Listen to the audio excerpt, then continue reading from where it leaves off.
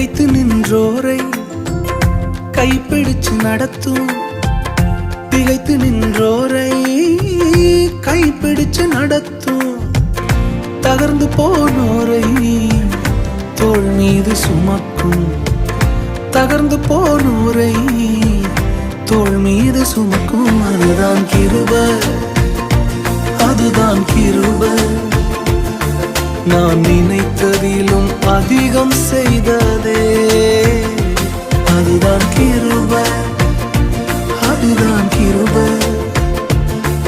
என் ஜீவியத்தின் பாடலானதே.